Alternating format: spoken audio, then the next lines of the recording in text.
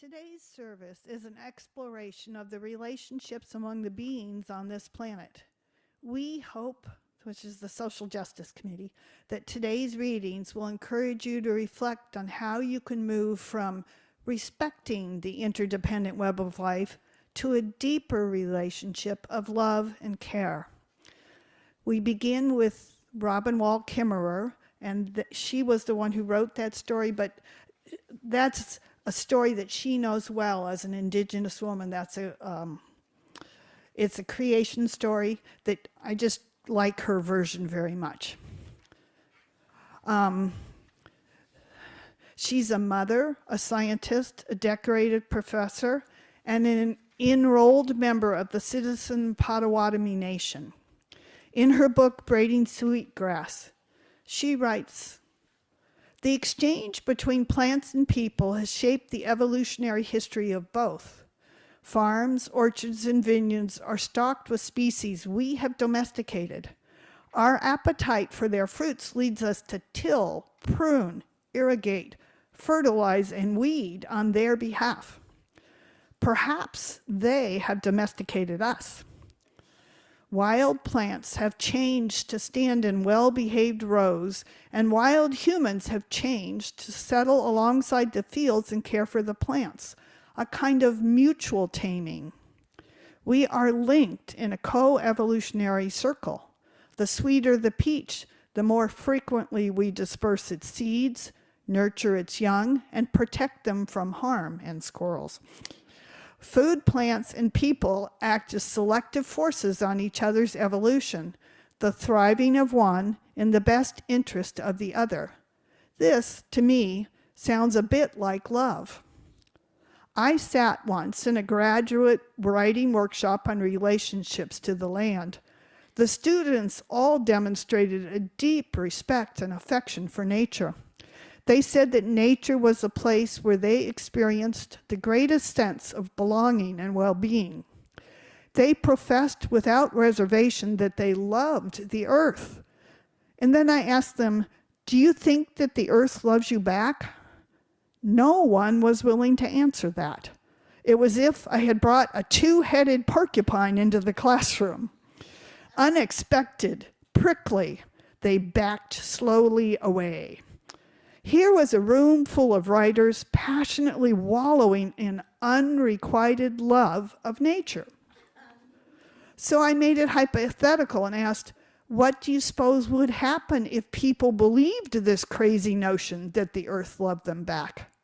The floodgates opened. They all wanted to talk at once. We were suddenly off the deep end, heading for world peace and perfect harmony. One student summed it up. "You wouldn't harm what gives you love."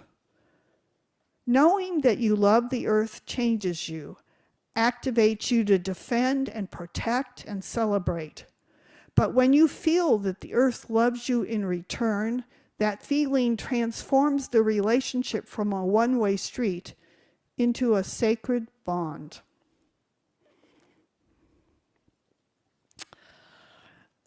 Her book, Braiding Sweetgrass, is highly recommended. I highly recommend it to you. It's beautifully written, it's lyrical, and it's just full of wonderful ideas. So now we turn to Aldo Leopold. I don't know how many people here have heard of him.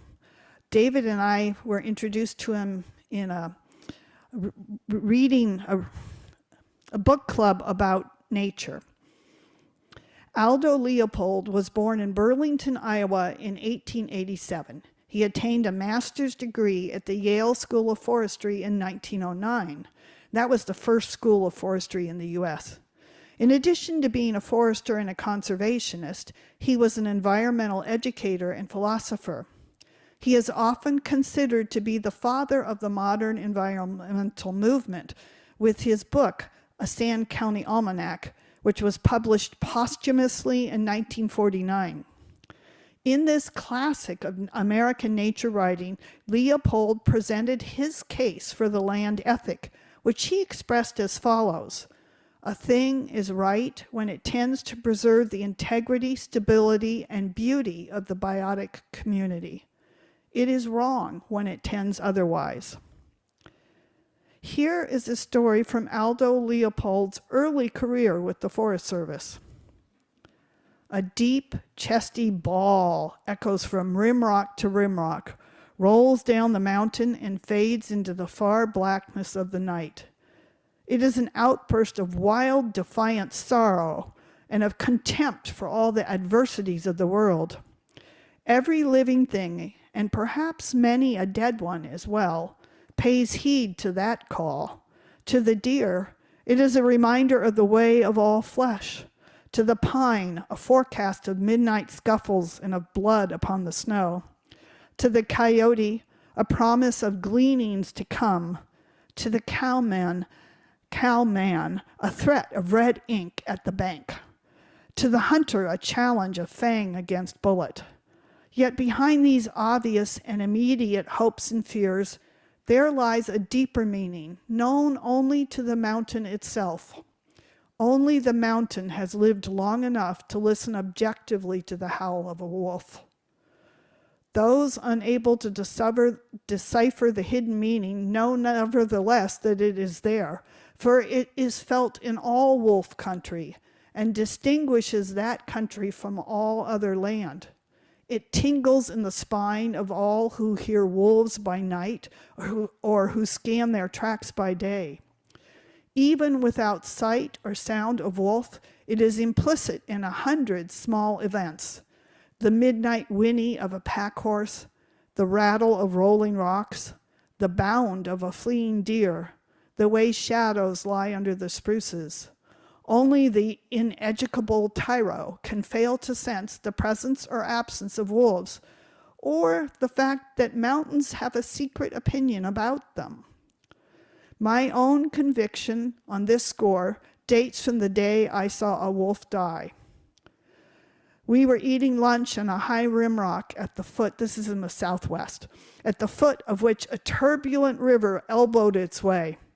We saw what we thought was a doe fording the torrent, her breast awash in white water.